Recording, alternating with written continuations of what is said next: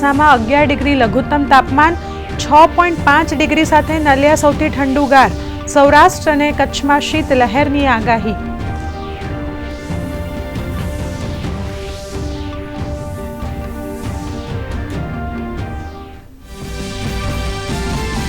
અને ભારતીય શેર બજારમાં ઘટાડાની ચાલ યથાવત, 700 પોઈન્ટ તૂટી સેન્સેક્સ 81,000 નીચે, નિફ્ટી પણ 100 પોઈન્ટ ગગડ્યો. એફએમસીજી અને બેન્કિંગ સેક્ટર લાલ નિશાને અને સોના ચાંદીના ભાવમાં સામાન્ય ઘટાડો.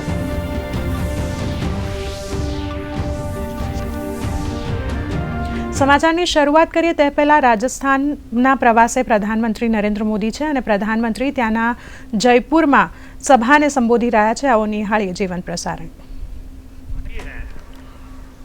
लेकिन कांग्रेस कभी आपके जीवन से पानी की मुश्किलें कम नहीं करना चाहती. हमारी नदियों का पानी बहकर सीमा पार चला जाता था, लेकिन हमारे किसानों को इसका लाभ नहीं मिलता था. कांग्रेस समाधान के बजाय राज्यों के बीच जल विवाद को ही बढ़ावा देती रही. राजस्थान ने तो इस कुनीति के कारण बहुत कुछ भुगता है. यहां की माताओं बहनों ने भुगता है, यहां के किसानों ने भुगता है. मुझे याद है, मैं जब गुजरात में मुख्यमंत्री के रूप में सेवा करता था, तब वहां सरदार सरोवर डैम पूरा हुआ. मां नर्मदा का पानी गुजरात के अलग अलग हिस्सों तक पहुंचाने का बड़ा अभियान चलाया. कच्छ में सीमा तक पानी ले गए, लेकिन तब उसे रोकने के लिए भी कांग्रेस द्वारा और कुछ एनजीओ के द्वारा तरह तरह के हथकंडे अपनाए गए. लेकिन हम पानी का महत्व समझते थे, और मेरे लिए तो मैं कहता हूं, पानी पारस है. जैसे पारस लोहे को स्पर्श करें और लोहा सोना हो जाता है, वैसा पानी जहां भी स्पर्श करे वो एक नई ऊर्जा और शक्ति को जन्म दे देता है. साथियों, पानी पहुंचाने के लिए इस लक्ष्य पर मैं लगातार काम करता रहा, विरोधों को झेलता रहा, आलोचनाएं सहता रहा, लेकिन पानी के महात्म्य को समझता था. नर्मदा के पानी का लाभ सिर्फ गुजरात को भी मिले इतना नहीं, नर्मदा जी का पानी राजस्थान को भी इसका फायदा हो.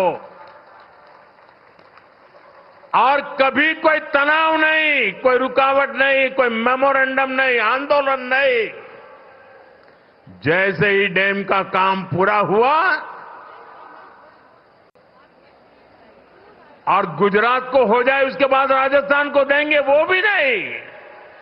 एक साथ गुजरात में भी पानी पहुंचाना, उसी समय राजस्थान को भी पानी पहुंचाना, ये काम हमने शुरू किया. और मुझे याद है, जिस समय नर्मदा जी का पानी राजस्थान में पहुंचा, राजस्थान के जीवन में एक उमंग और उत्साह था. દર્શક મિત્રો, આપ પ્રધાનમંત્રીનું જીવન પ્રસારણ નિહાળી રહ્યા હતા. હવે સમાચારમાં આગળ વધીશું તો સંસદના શિયાળુ સત્રમાં આજે લોકસભામાં સ્વીડન અને આર્મેનિયાના સભ્યો પણ સંસદની કાર્યવાહી નિહાળવા ઉપસ્થિત રહ્યા હતા.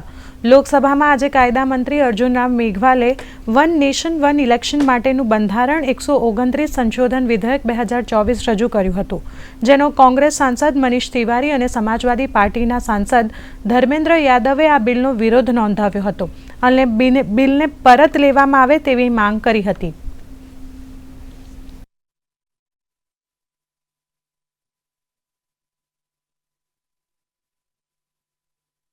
the Union Territories Laws Amendment Bill 2024, further to amend the Government of Union Territories Act 1963, the Government of National Capital Territory of Delhi Act 1991, and the Jammu and Kashmir Reorganization Act 2019, ये मैं आपकी अनुमति से आपसे leave मांग रहा हूँ।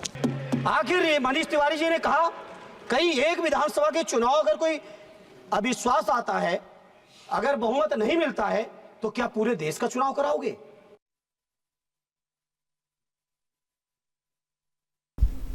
રાજ્યસભામાં આજે ગૃહની શરૂઆતમાં પ્રસિદ્ધ તબલાવાદક ઝાકીર હુસૈનને શ્રદ્ધાંજલિ આપવામાં આવી હતી. ભારતીય બંધારણના 75 વર્ષની ઉજવણીના ગૌરવશાળી યાત્રા પર શરૂ થયેલ ચર્ચાને ગૃહના નેતા જેપી નડ્ડાએ કહ્યું હતું કે તત્કાલીન સરકાર દ્વારા આર્ટિકલ 370 લાગુ કરીને બંધારણને હાનિ પહોંચાડી છે. સાથે જ તેમણે તત્કાલીન ગૃહમંત્રી સરદાર પટેલને યાદ કરીને કહ્યું હતું કે તેમણે દેશને એકજૂટ કરવાનું કામ કર્યું છે. इमरजेंसी किस लिए लगी? देश को खतरा था क्या? देश को खतरा था क्या? नहीं, देश को खतरा नहीं था, कुर्सी को खतरा था।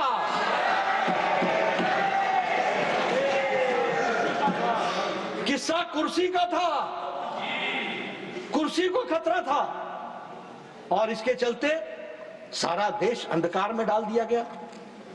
और 25 जून 1975 को प्रेसिडेंशियल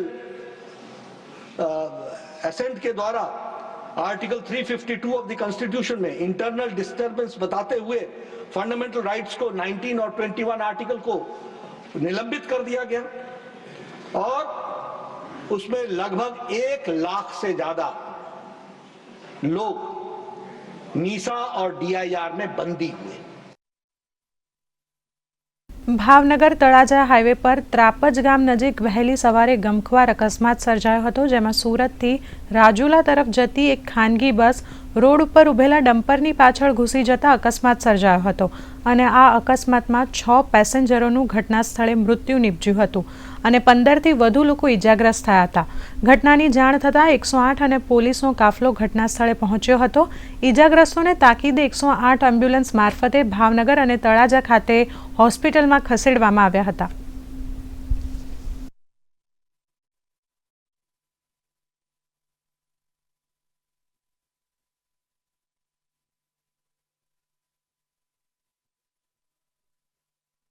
ભાવનગર જિલ્લામાં ત્રાપજ પાસે જે ઘટના બની છે ખૂબ દુઃખદ છે. 6 લોકોના મૃત્યુ થયા છે. એમના આત્માને શાંતિ આપે. પરિવાર સાથે મારી સંવેદનાઓ છે અને જે લોકોને વધારે ઈજા થઈ છે એમને તાત્કાલિક સારવાર મળે એ માટે ટીમને સજ્જ રહેવા માટે અહીંથી સૂચનાઓ આપી દેવામાં આવી છે.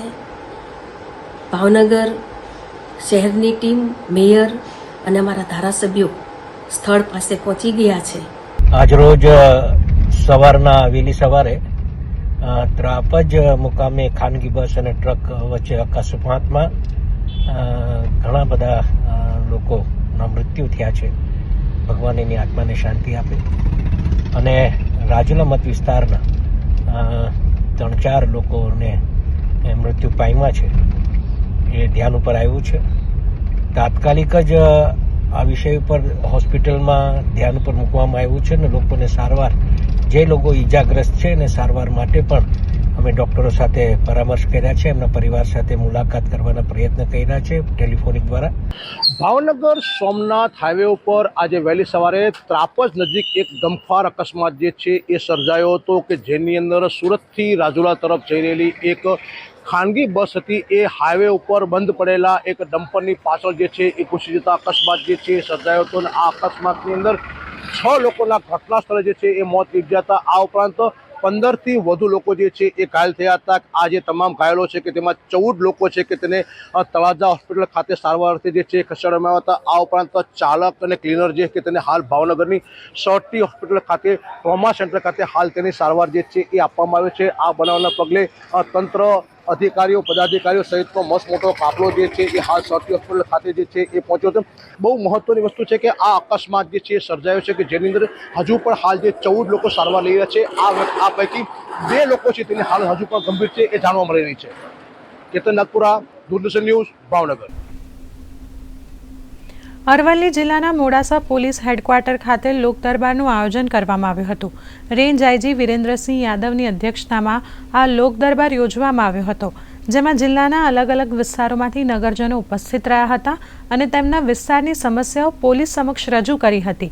ખાસ કરીને ટ્રાફિકની સમસ્યા તેમજ નવીન પોલીસે સ્ટેશન બનાવવા સહિતની અલગ અલગ રજૂઆત લઈને સ્થાનિક આગેવાનો આવી પહોંચ્યા હતા. લોકોની અલગ અલગ સમસ્યાઓને રેન્જ આઈજીએ સાંભળી હતી અને સંબંધિત પોલીસ અધિકારીઓને જરૂરી સૂચનો કર્યા હતા. એમાં પણ અમુક બાબતો જે કે ટ્રાફિકની સમસ્યા છે, તો ટ્રાફિકની સમસ્યા તો આજે એક જંકશન ઉપર છે, પછી જ્યારે ડેવલપમેન્ટ થાય ત્યારે બીજા જંકશન ઉપર પણ આવી જાય છે. તો આ વખતે ટીઆરબી સાથે પોલીસના જે સંખ્યા છે એ પણ વધારવામાં આવે અને ટ્રાફિક સિગ્નલ્સ લગાડવા માટેની પણ પ્રક્રિયા એસપીસીના સંકલનમાં અને નગરપાલિકાના સંકલનમાં ચાલી રહેલ છે. તો મને લાગે છે કે ભવિષ્યમાં પોલીસ અધિકારીઓ દ્વારા અને નગરપાલિકાના અધિકારીઓ દ્વારા મળીને અને કામ કરવામાં આવશે તો ટ્રાફિકની સમસ્યા પણ દૂર થશે અને સારી રીતે ટ્રાફિકનું મૂવમેન્ટ રહેશે. વડોદરા શહેર પોલીસ દ્વારા સમા સ્પોર્ટ્સ કોમ્પ્લેક્સ ખાતે 2 દિવસીય ડીજીપી યોગા સ્પર્ધાનું આયોજન કરવામાં આવ્યું હતું, જેમાં રાજ્યભરના વિવિધ પોલીસ વિભાગના સ્પર્ધકો દ્વારા પરેડ સહિત યોગ નિર્દેશન યોજવામાં આવ્યા હતા. 2 દિવસીય યોગ સ્પર્ધામાં અમદાવાદ, સુરત, રાજકોટ, વડોદરા સહિત પોલીસ દળની 12 જેટલી ટીમના 70થી વધુ સ્પર્ધકોએ ભાગ લીધો હતો.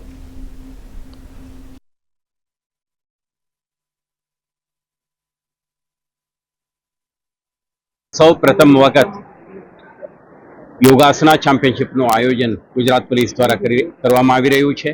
આપણે ગર્વ છે કે વડોદરા શહેરમાં આ પ્રકારનો કાર્યક્રમ છે. આમાં તમે જોયું છે 12 જેટલા ટીમો 70થી વધારે યોગ સ્પર્ધાળુઓ આમાં પાર્ટિસિપેટ કરી રહ્યા છે. 2 દિવસ ચાલનારા કાર્યક્રમમાં સ્ત્રી પુરુષો માટે સિંગલ અને પેરમાં અને ગ્રુપ એક્ટિવિટી તરીકે પણ જુદા જુદા પ્રકારના એક્ટિવિટીઝનું આયોજન કરી છે. મને વિશ્વાસ છે કે આ એક સુંદર કાર્યક્રમના આયોજનથી પોલીસ બેડામાં સાથે સાથે પોલીસ પરિવારોમાં અને શહેરજનોમાં સમગ્ર રાજ્યના જનતામાં પણ એક યોગ પ્રત્યે એક કોમ્પિટિટિવ સ્પિરિટ સાથે યોગાસના અને પ્રાણાયામ કરવાની પ્રથા શરૂ થશે. ભરૂચ જિલ્લાના ઝઘડિયા જીઆઈડીસી વિસ્તારમાં સગીરા ઉપર બળજબરીપૂર્વક દુષ્કર્મ આચરનાર આરોપીને પોલીસે ગણતરીના કલાકમાં ઝડપી પાડ્યો હતો. સગીરા લોખંડ વીણવા જતા અને રમત રમતી વેળાએ સગીરાને ઉઠાવી અવાવરૂ જગ્યાએ લઈ જઈ દુષ્કર્મ કર્યું હતું. સગીરાના પિતા સાથે કામ કરતા શખ્સ દ્વારા જ સગીરા પર દુષ્કર્મ કરવામાં આવ્યું હતું. સગીરાને ગંભીર ઇજાઓ થતાં ભરૂચ સિવિલ બાદ વડોદરા ખાતે ખસેડાઈ હતી. આ આરોપી જે છે એ ઝારખંડનો છે. શ્રમિક બાળકી જે કોલોનીમાં રહે છે તેની આજુબાજુના કોલીમાં રહે છે અને એનું નામ છે વિજયકુમાર શ્રી રામાશંકર પાસવાન, ઉંમર 36 વર્ષ. તે થર્મેક્સ કંપનીમાં શેન્ટિંગ હેલ્પર તરીકે કામગીરી કરતો હતો અને મજૂરી કરી અને લોખંડને વીણવાનું કામ કરતો હતો. ત્યારે એકલતાનો લાભ લઈ આ બાળકી ઉપર બળાત્કાર અને ગંભીર ઈજા પહોંચાડવાનો ગુનો તેણે આચર્યો છે. તેવા સમયમાં તેને રેસ્ક્યુ કરી અત્યારે તેની હાલત ખૂબ સ્ટેબલ છે. પોલીસે BNS 137(1)B 65(2) અને પોક્સો એક્ટની કલમ હેઠળ ગુનો દાખલ કરી હાલમાં તપાસ ચાલુ છે. ગાંધીનગર મહાનગરપાલિકા દ્વારા અટલ વૃદ્ધ સહાય આરોગ્ય રથ યોજના એટલે કે અવસર યોજના શરૂ કરવામાં આવી છે, જેમાં 60 વર્ષથી વધુ ઉંમરના વ્યક્તિઓને ઘરે બેઠા આરોગ્યલક્ષી સેવાઓ પૂરી પાડવામાં આવશે. વડીલોને પોતાના ઘરથી નજીકના અર્બન હેલ્થ સેન્ટરમાં આધાર કાર્ડની એક ઝેરોક્સ સાથે રાખીને ફોર્મ ભરીને નોંધણી કરાવી શકશે. આજે ગાંધીનગર મહાનગરપાલિકાના મેયર મીરાબેન પટેલે આ રથનું લોકાર્પણ કર્યું હતું, જેમાં ગાંધીનગર મહાનગરપાલિકાના ડેપ્યુટી મેયર, સ્ટેન્ડિંગ કમિટીના ચેરમેન, કોર્પોરેટર, અધિકારીઓ અને કર્મચારીઓ ઉપસ્થિત રહ્યા હતા. વૃદ્ધોના આરોગ્યને લઈને અત્યારે અમે જે આરોગ્યની યોજના જાહેર કરી છે એમાં અમે 60 વર્ષ અને એનાથી વધારેનું રજીસ્ટ્રેશન કરીએ છીએ અને એમાં આરોગ્યની ટીમ સાથે ઘરે ઘરે જઈને મહિનામાં એકવાર એમનું ચેકઅપ કરશે અને એમાં જરૂર જણાશે તો અમારા નજીકના હેલ્થ સેન્ટર અથવા તો સિવિલમાં એમને રિફર કરશે અને એમાં અમારી ટીમ પૂર્ણપણે એમનામાં આરોગ્યની સાથે કોઈ પણ કોમ્પ્રોમાઇઝ કર્યા વગર અમે સતત કાર્ય કરીશું. દૂરદર્શનના વિશેષ અહેવાલમાં આવો જાણીએ નડિયાદના એક એવા સાહસવીર વિશે જેણે પોતાની તમામ શારીરિક તકલીફોને માત આપી અને ભારતને વિશ્વ કક્ષાએ ગૌરવ અપાવ્યું છે. તો આવો જોઈએ આ વિશેષ અહેવાલ.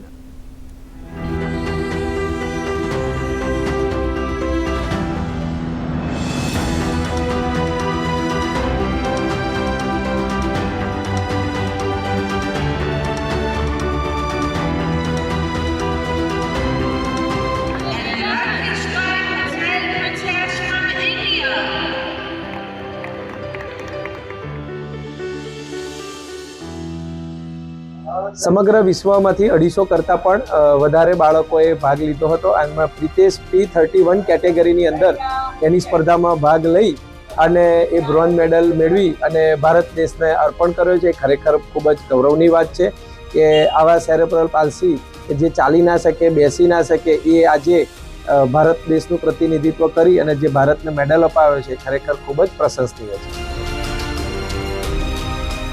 બહેરીન ખાતે વર્લ્ડ ચેમ્પિયનશિપ નું આયોજન થયું હતું. મારું કોચ તરીકે સિલેક્શન થયું હતું અને 22 થી 29 નવેમ્બરમાં આ ટુર્નામેન્ટમાં અમે ભાગ લઈ અને પ્રિતેશ ભારત દેશ વતી એક બ્રોન્ઝ મેડલ મેળવીને આવ્યો છે.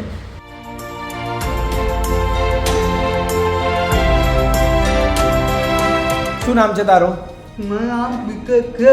હા, આપણે કઈ રમવા ગયા હતા? બહેરીન. બરાબર. શેમાં બેસીને ગયેલા? પ્લેનમાં ગયેલા. એટલે હવે જો તું રમવા ગયો એવું આપણા સ્કૂલના બીજા છોકરાને લઈ જઈશું? હા. આવડશે એમને? આવે છે. કોણ શીખવાડશે? હું. તને કેવું લાગે છે રમવા જઈને? લાગે બધા કદાચ લઈ જઈશું. બિયારણ નથી મારા કલે મારા માટે. મને એમ હતું કે આ કંઈક કરશે નહીં, પણ અત્યારે સારા દીકરા હોય એના કરતાં આ દીકરો મારો બહુ આગળ આવ્યો છે અને ચેમ્પિયનશિપ રમીને આવ્યો છે. વર્લ્ડ ચેમ્પિયનશિપ એમાં એવો બ્રોન્ઝ મેડલ લઈને આવ્યો છે. મને ઘણો આનંદ થાય છે.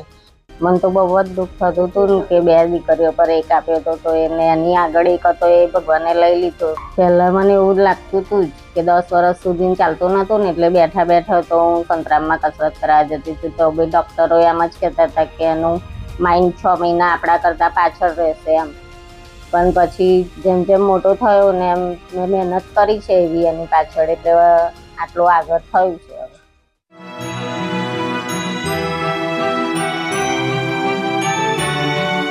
પ્રિતેશ એ સેરેબ્રલ પાલ્સી નામની દિવ્યાંગતાથી એનામાં છે. એની એક તમને એક લીટીમાં વાત કરું તો એ લોકોને જોવામાં, બોલવામાં, હલનચલનમાં અને તમામ વસ્તુના કોર્ડિનેશનમાં એમને તકલીફ હોય છે. આવા બાળકો પોતાની સ્વજાત સંભાળ પણ નથી લઈ શકતા અને એમને જ્યારે આ ગેમ માટે પ્રિપેર કરવા એટલે બહુ જ મોટી ચેલેન્જની વાત છે. जो प्रितेश है उसको सेरेब्रल पाल्सी है सीपी, तो उसकी फाइन मोटर एक्टिविटीज़ और बैलेंसिंग के लिए मतलब उस पर हमें पहला काम करना पड़ा. फाइन मोटर के लिए हम रिंग टावर एक्टिविटीज़ कराते थे, ब्लॉक बिल्डअप कराते थे, क्ले एक्टिविटीज़ कराते थे और ग्रिप के लिए अलग अलग बॉल से हम ग्रिप कराते थे वगैरह सब. और उसकी बैलेंसिंग के लिए हम बैलेंस बोर्ड पे उसे बैलेंस करवाते थे, खड़ा करते थे और ट्रेडमिल पे चलवाते थे. और उसको हर वीक में हम लोग ग्रुप थेरेपी कराते थे जिससे उसका इंटरेक्शन बढ़े दूसरों के साथ. और जो प्रितेश है वो वर्ल्ड लेवल पे जाके वर्ल्ड चैम्पियनशिप में जाके जो पैरा ताइक्वांडो पे जो मेडल जीता है वो हमारे लिए बहुत प्राउड की बात है. અહીંયા 64 બાળકો ડેકેડ સેન્ટરમાં આવે છે. એમાં બાળકોને જાત સંભાળથી માંડી અને છેલ્લે વ્યવસાયિક તાલીમ સુધીની તમામ પ્રવૃત્તિઓ એક જ છત નીચે કરાવવામાં આવે છે. આપણા શાસ્ત્રોમાં કહેવાયું છે કે સેવા હિ પરમો ધર્મ. સેવા પરમો ધર્મની જે વાત છે, ઉક્તિ છે, એને સાચા અર્થમાં ચરિતાર્થ કરતું હોય તો આ સંસ્થા છે. રાજસ્થાન, પંજાબ, ચંદીગઢ 3 થી 4 જગ્યાએ નેશનલ ચેમ્પિયનશિપમાં આપણા 5 થી 7 બાળકોએ ભાગ લીધો. પ્રિતેશ છેલ્લા 4 વર્ષથી પેરા તાઇક્વાન્ડો રમે છે અને 4 વર્ષમાં એ ગોલ્ડ મેડલ લઈને આવ્યો છે હમણાં જ પંજાબની અંદર નેશનલ ચેમ્પિયનશિપ થઈ હતી, એમાં એ ગોલ્ડ મેડલ લઈને આવ્યા અને એના દ્વારા એનું રેન્કિંગ ઊંચું આવવાના લીધે એને બહેરીન ખાતે સિલેક્શન થયું હતું.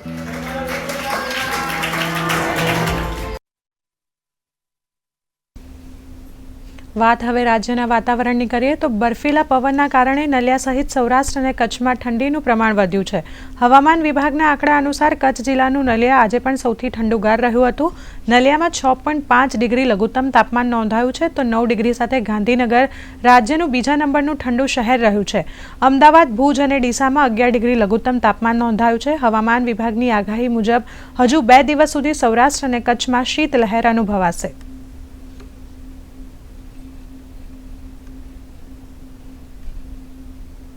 આજે જિંદગી કેફેમાં ચેસમાં વિશ્વ વિજેતા ભારત આ વિષય ઉપર ચર્ચા કરવામાં આવશે. આ ચર્ચા કરવા માટે અમારી સાથે સ્ટુડિયોમાં ઉપસ્થિત રહેશે ચેસ ગ્રાન્ડ માસ્ટર અંકિત રાજપરા અને chess grand master Tejas Bakre. તો જોવાનું ભૂલતા નહીં જિંદગી કેફે બપોરે 3:30 વાગે દૂરદર્શન પર. આ સાથે જ સમાચાર અહીં સમાપ્ત થાય છે. નમસ્કાર.